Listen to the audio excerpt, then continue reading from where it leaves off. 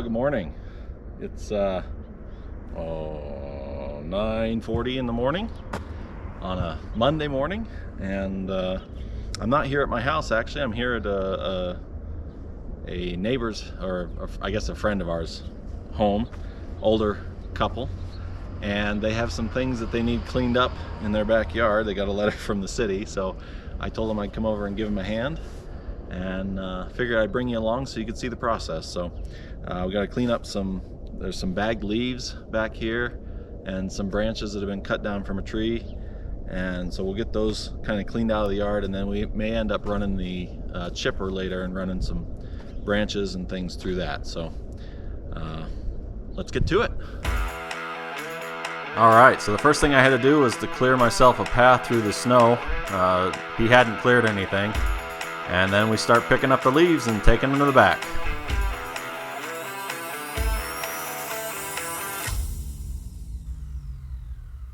Once I'd finished picking up the leaves, it was time to pick up the branches and take those to the back so we could get them into the chipper.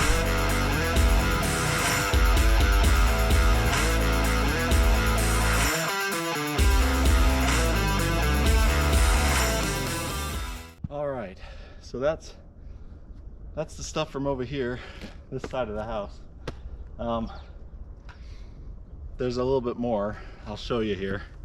If we go around this side through the snow, obviously it's gonna get dark. The city was worried about what's happening back here, and you can see there's branches and stuff back here, so we're gonna clean these branches out of here too. Sorry, I'm breathing hard. I'm gonna clean these branches out of here too, and maybe take down part of that tree.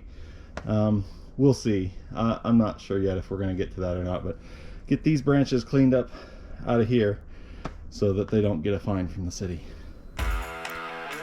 The day was starting to warm up, so it was time to lose the sweatshirt. We're just carrying these branches around the corner, putting them in a pile, getting ready to put them in the chipper. You can see the black cable at the top of the video there. That's a cable line that came down when the homeowner was taking the tree down the first time. I wasn't there to help.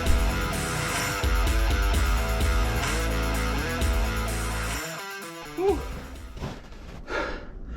That's a workout, especially picking up those big ones.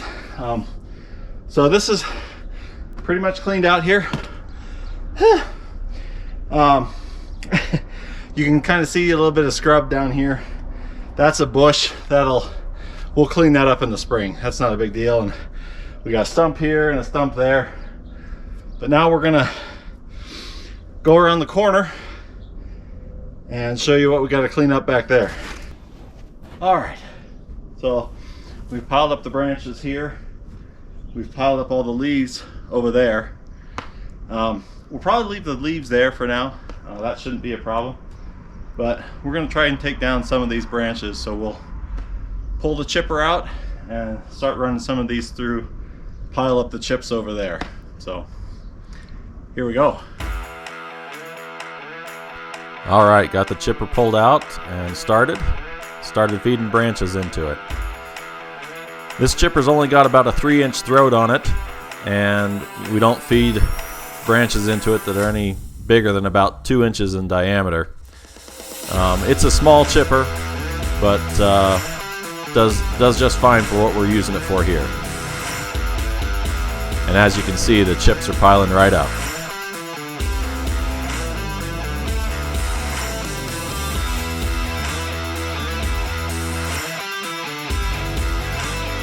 As I got deeper down into the pile, I got into some of the thicker branches down there and had to use the loppers to take off the smaller parts so I could put those in the chipper, put the thicker ones over in the pile on the other side so we could use the chainsaw on them later.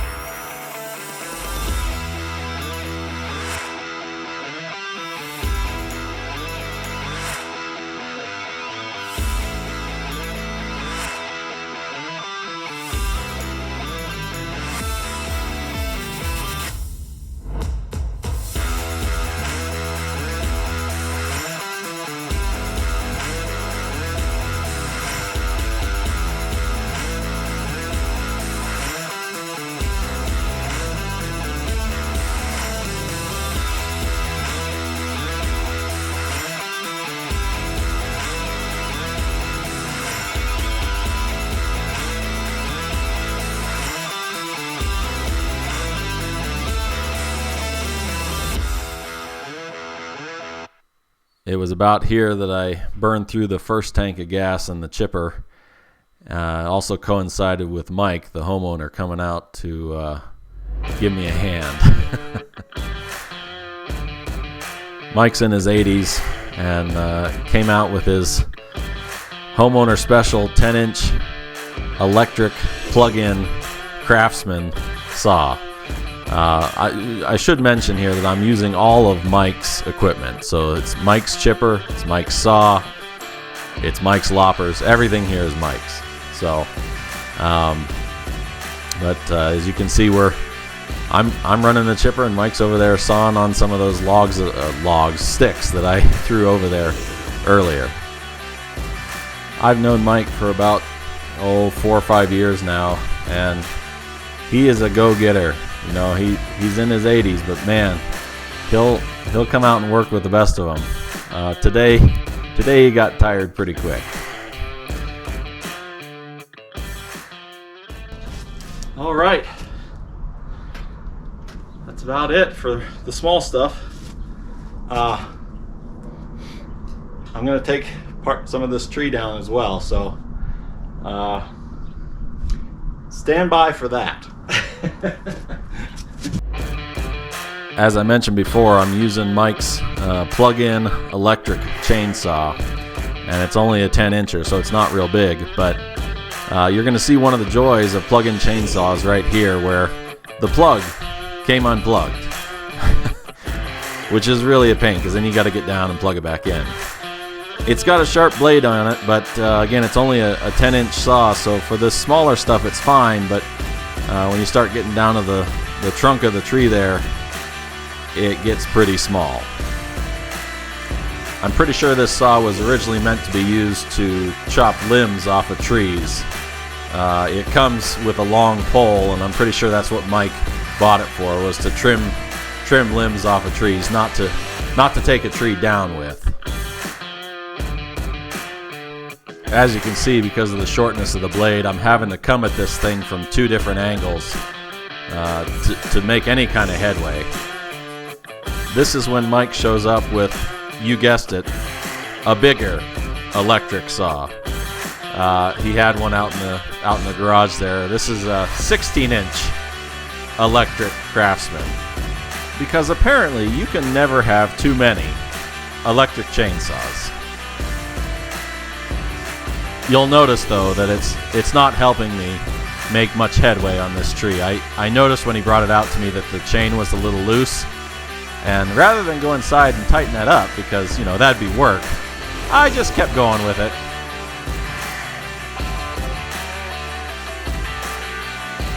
And this is the start of what would end up being the last cut on this tree.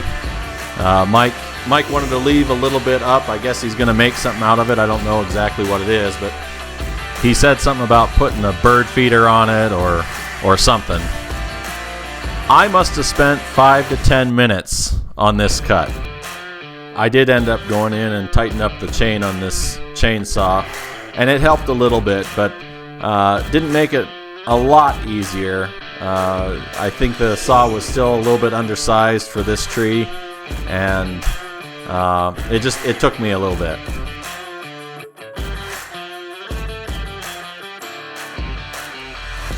The other thing I was a little worried about is that the tree was leaning towards the fence, and that was a pretty big piece of wood up there on top, and I didn't want it to fall over and break the fence.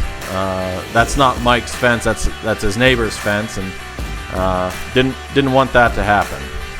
So what I ended up doing was going and getting a length of rope, tying it to the top of that tree once I'd cut it through most of the way, standing back a little way, giving it a couple good pulls, and it came right off. All right. Thanks for watching. I'm about beat. I'll show you here what we did. We got a really big pile of wood chips. I mean, it's as tall as my hip. It's good size. Got all the leaves back here. Got this tree taken down to where Mike wanted it. He's gonna make something out of it. I don't know what exactly.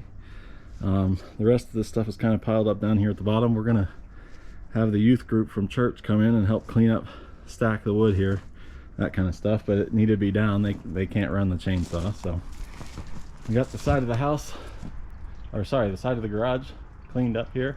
I've got to come in and get this cable line out of the way at some point, but yeah, we did a good job today. I'll show you the back here. Cleaned up the leaves from over there and the branches from over there, and I think the city will be just fine with the way this looks back here. Shouldn't be a problem. So anyway, thanks for watching, and yeah, let me know what you think about this project. This was a doozy. So we'll see you on the next one.